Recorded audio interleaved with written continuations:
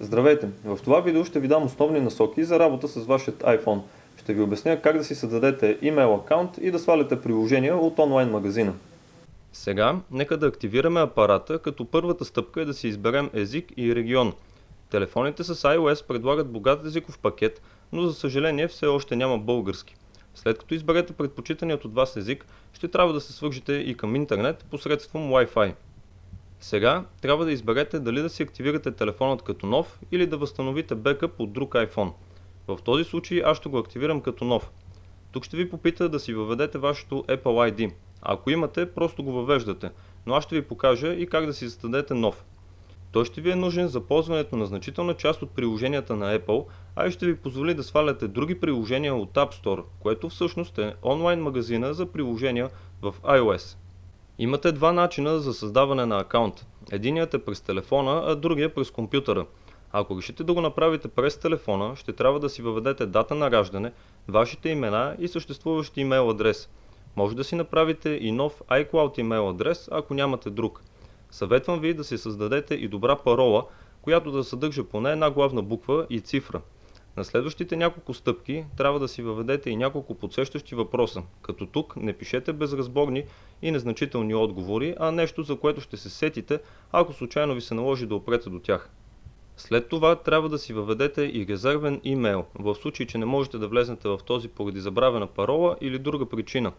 След като се съгласите с условията на Apple, остава да си въведете и данните за вашата кредитна карта, ако сте решили да сваляте платени приложения. Ако през телефона ви се вижда неудобно, можете да си създадете акаунт и през компютъра. За целта трябва да си свалите програмата iTunes от apple.com. От тук избирате бутона iTunes Store в горния десен ъгъл. Тук искам да ви обърна внимание на нещо много важно и то е, че през компютъра можете да си направите регистрация без да въвеждате данните за кредитната карта, докато през телефона това е невъзможно. За целта в търсачката пишете името на даденото приложение, което трябва да е безплатно. Аз ще напиша баркод скенер. След това избирате опцията да го свалите и тъй като се предполага, че нямате профил, трябва да изберете да си създадете нов. Сега отново трябва да попълните всички полета с вашите данни и да се съгласите с всички условия на Apple. Отново подчертавам да избягвате да попълвате полетата с данни, които после можете да забравите или пък не отговарят на изискванията, защото може да не ви допусне до следващата стъпка. След като стигнете до полето за въвеждане на данни за кредитната карта, можете да изберете и да не ползвате тази услуга чрез бутона None. Накрая Apple ще ви изпрати имейл на посоченият от вас адрес, в който има линк за удостоверяване. Трябва само да го отворите и така приключва вашата регистрация.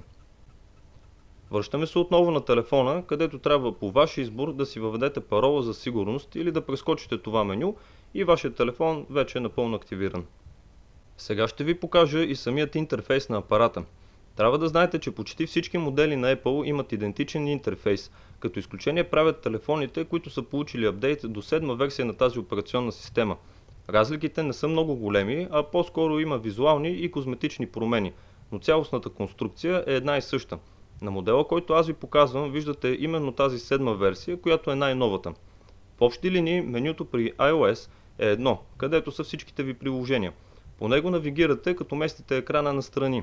Имате меню за настройки, уведомителна лента, която ви показва различни известия и меню с бърз достъп до някои от функционалностите на телефона, като Wi-Fi, Bluetooth и така нататък. Сега ще ви покажа защо трябваше да си направите Apple ID. От иконата App Store имате директен достъп до онлайн магазина за приложения. В него ще намерите всички официални програми, които са предвидени за тази операционна система. Тук ще срещнете както платени, така и безплатни приложения, които са подредени в различни категории, за да е по-лесно да ги намираме. Отделно имаме и търсачка, в която можете да изпишете името на програмата, която търсите. Аз ще ви покажа как можете да си свалите приложения за сканиране на баркодове. За целта пишеме баркод скенер в търсачката и сваляме приложението, което искаме. Тук трябва да потвърдим инсталацията именно с нашето Apple ID. След това приложението автоматично ще се инсталира в телефона. Като го отворите, ще забележите, че то ползва основната ви камера като скенер, тъй че просто трябва да поставите баркода пред нея и то ще си свърши само работата.